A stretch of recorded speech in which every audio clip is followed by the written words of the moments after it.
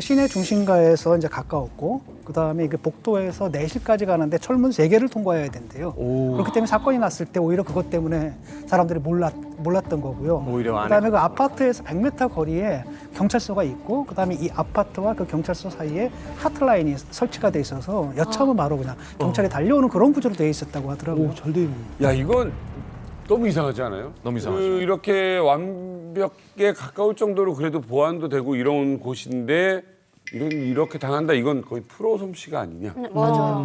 프로 솜씨입니다. 그렇죠. 그리고 굉장히 대담한 범행이에요. 그렇죠. 남희석 씨가 프로의 솜씨라고 했잖아요. 그래서 그날 피살된 날 무슨 일이 발생했는지 지금부터 그 행적을 하나씩 네. 쫓아가 보겠습니다. 96년 10월 1일 저녁 7시 최덕근 형사는 서울에서 반가운 손님들이 와요. 그날 서울에서 정부 연구위원들이 옵니다. 그리고 블라디보스토크 공과대학의 총장단과 함께 시내의 한국 음식점에서 즐거운 저녁 식사를 갔습니다. 그런데 밤 8시 30분 무슨 일인지 갑자기 최 형사가 일어나요? 선약이 있어서 먼저 가보겠습니다. 한 시간만. 라고 1시간 반 만에 식당 문을 나서게 됩니다. 이거 그때 선약 있는 사람들이 이상. 최덕근 영사 일행만 그 식당에서 식사를 했던 게 아니었어요. 바로 옆 테이블에 또 다른 4명의 남자들이 식사를 하고 있었는데 뭔가 이상해요. 선약이 있어서 나가겠습니다 하고 나갔어요. 근데 그때 이 4명의 일행도 동시에 일어나서 나가는 거예요. 이럴 때 다시 들어와서 그래, 다시 들어와야지. 근데 이상했나? 지금 한번 집을 보실까요? 식당에서 집까지 거리가 그렇게 멀지가 않아요. 그래? 보시면은 자동차 타고 한 15분 정도 거리. 그리고 또 최 영사 혼자 있었던 것이 아닙니다. 운전기사가 있었거든요. 그래서 운전기사를 약간 믿었던 것 같아요. 한 명 더 있는데 설마 무슨 일이 일어날 것인가 해서 최덕근 영사가 이제 자기 집에 도착을 해요. 식당을 나와가지고. 그리고 최 영사가 바로 나온 게 아니라 러시아 기사가 나와가지고 주변을 살펴봅니다.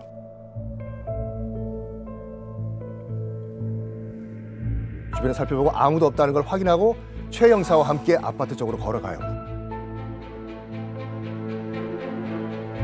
그럼 그 운전기사도 같이 있었어요, 피살 현장에? 만약에 운전기사가 끝까지 7층에 살았거든요, 최 형사가. 7층의 집까지 바래다 줬다면 최 형사는 어쩌면 지금도 살아 계실 수도 있어요. 그런데 무슨 일인지 그날따라 운전기사분이 이렇게 얘기해요. 영사님 그러면 집까지 같이 가시죠. 그런데 최 형사가 오늘은 괜찮습니다. 먼저 들어가세요.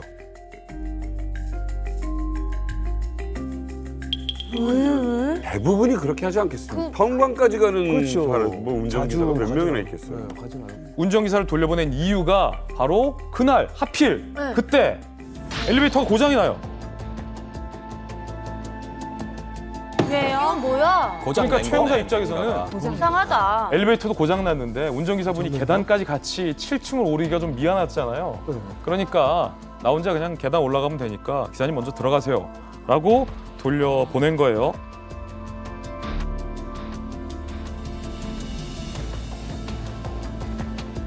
불길한데요? 근데 우리가 불길하죠? 결론을 알고 들어서 불길한 건데 그때 당시는 그렇게 그런가 놀랄 일도 보다. 아닌 게 자연스러운 일. 그 블라디보스토크의 아파트에 정전이 많았어요. 그때 당시. 전력난이 심각해서 엘리베이터가 왕왕 멈췄다고 합니다.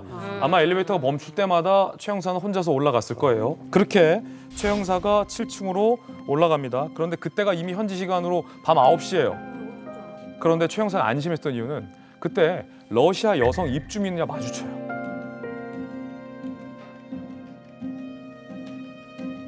그 여성도 계단으로 내려왔으니까 별일 있겠어? 이러고 최 형사는 계단으로 올라갑니다. 폐쇄 구역에서 내부인이 계단으로 내려왔으니까 나오니까. 아무 일이 없었어요. 자, 당시 그 최 영사가 살았던 아파트 모형을 제가 가져왔습니다. 지금 여기 러시아 여성이 서 있지요. 네. 여기 지금 최 영사가 있고. 네. 그래서 건물 밖으로 나온 이 러시아 여성을 보고 이 여성이 아무런 뭐 미동도 없이 내려왔으면은 건물 안에 이상이 없겠구나. 네. 그래가지고 점점 들어가서 1층, 2층, 3층으로 올라갑니다.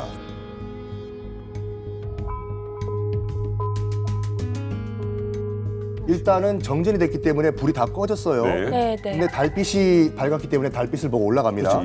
보이게 하죠. 너무 무서워. 너무 무서워, 진짜. 최 씨, 네. 아까 최 영사의 시신이 몇 층에서 발견됐다고 했죠? 3층. 3층 맞죠? 3층이죠. 3층.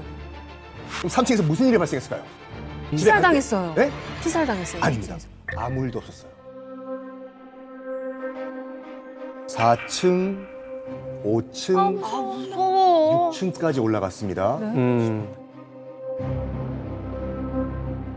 이 6층에서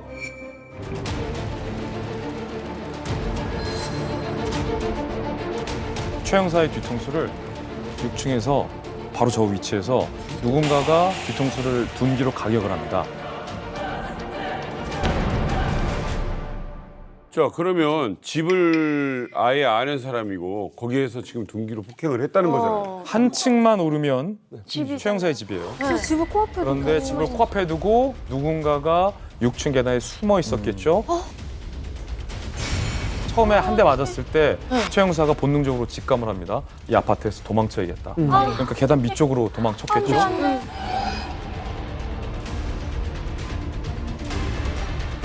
추가로 손도끼용 공구로 머리 부분을 내리칩니다. 어머머. 게다가 오른쪽 옆구리엔 날카로운 무언가까지 훅 들어옵니다. 어머.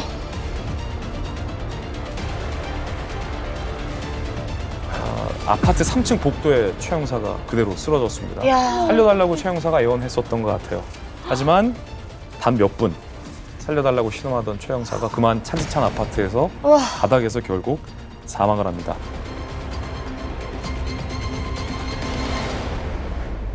이 출혈이 당시에 얼마나 심했는지 3층에서 최 형사가 쓰러졌는데 아파트 계단을 타고 2층까지 최 형사의 혈흔이 흘러내렸다고 합니다. 그만큼 매우 처참한 상황이었어요.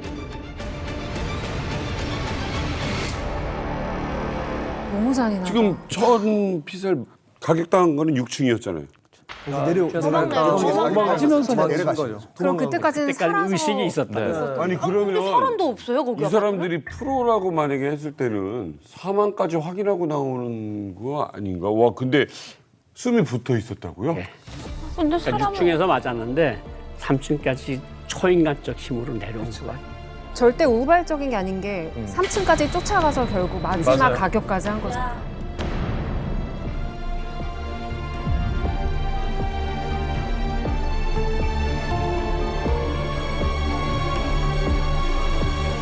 아 근데 생각해 보세요. 얼마나 끔찍한 일인가. 지금 무서워. 이 자기 남편이 절명 당할 때 최 형사 부인께서는 지금 집에서 남편 기다리고 있었고 가족인지가 있었어요. 소리는 아내가 있었어요. 아내가 있어요. 그리고 뛰는 바로 소리.